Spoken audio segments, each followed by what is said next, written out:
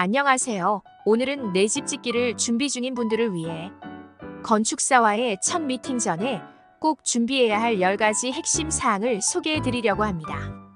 이 영상을 보고 나면 더 효율적이고 만족스러운 설계 상담이 가능하실 거예요. 특히 초보자분들이 궁금해 하실 만한 사항들을 자세히 다뤘으니 끝까지 시청해 주세요. 1. 예산 계획을 세워라. 첫 번째로 중요한 것은 바로 예산입니다. 전체적으로 얼마를 투자할 수 있을지, 그리고 건축비, 인테리어, 설비 비용 등 세부 항목별로 대략적인 예산을 정리해 보세요. 건축사에게 미리 예산을 공유하면 설계 시 무리한 비용이 발생하지 않도록 현실적인 제안을 받을 수 있습니다. 예산이 중요한 이유, 예상보다 비용이 크게 늘어날 수 있는 공사 중간 변경을 막을 수 있습니다. 실제 예시, 만약 예산이 2억이라면 70%는 건축에, 20%는 인테리어에, 나머지 10%는 기타 부수 비용에 배분하는 방식으로 간단한 예산안을 작성해 보세요. 2. 부지 정보 준비하기.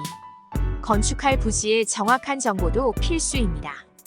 부지의 등기부 등본, 지적도, 건축물 대장 등의 서류는 꼭 준비해 가세요.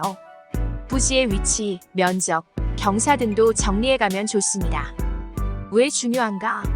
건축사가 설계를 시작하기 전에 해당 부지에 어떤 법적 제한이 있는지, 설계 가능 면적이 얼마인지 미리 파악해야 설계가 원활하게 진행됩니다. 지형의 특성 등을 메모해 두면 건축사가 디자인에 반영할 때 더 나은 아이디어를 제안할 수 있습니다. 3. 건축의 목적과 용도 정하기. 이 집을 짓는 목적이 뭔지 생각해 보셨나요?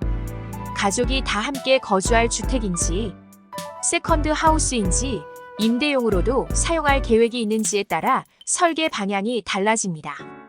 각 공간의 용도도 미리 정리하세요. 예를 들어 서재는 남향에 배치하고 주방과 다이닝룸은 소통이 용이하도록 설계한다든지, 각 공간의 특징을 미리 정해두면 설계가 훨씬 수월합니다. 가족과 상의해 볼 질문.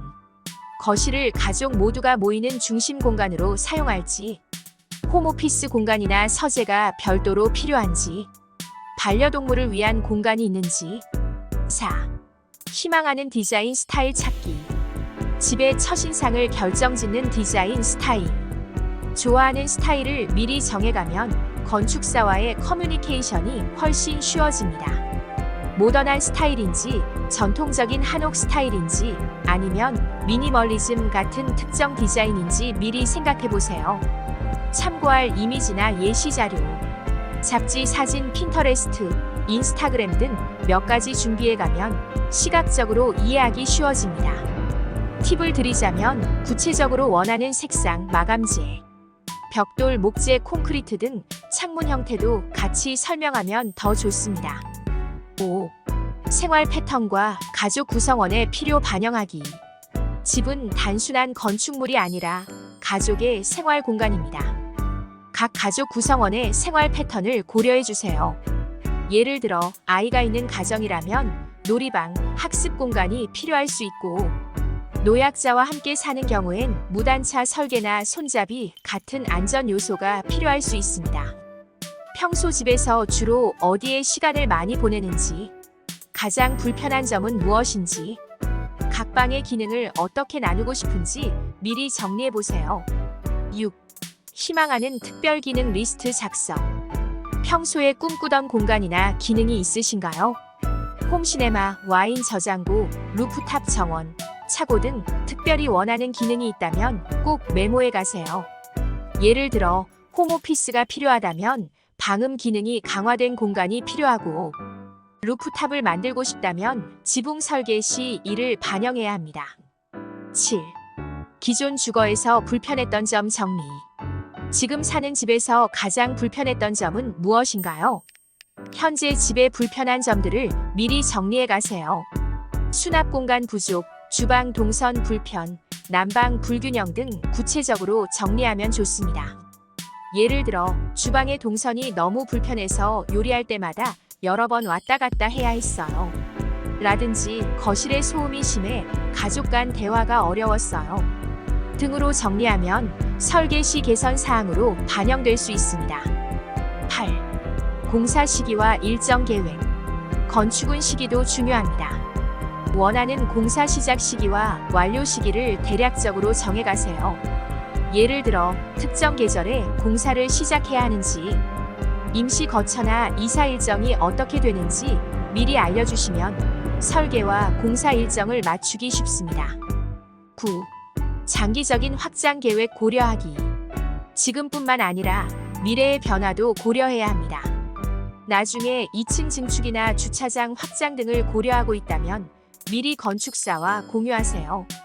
이를 염두에 두고 구조를 설계하면 나중에 확장 공사를 할 때 비용을 많이 절약할 수 있습니다. 10. 건축사에게 물어볼 질문 리스트 준비하기. 미리 궁금한 사항들을 질문 리스트로 정리해 보세요. 예를 들어, 우리 집에 가장 적합한 자재는 무엇인가요?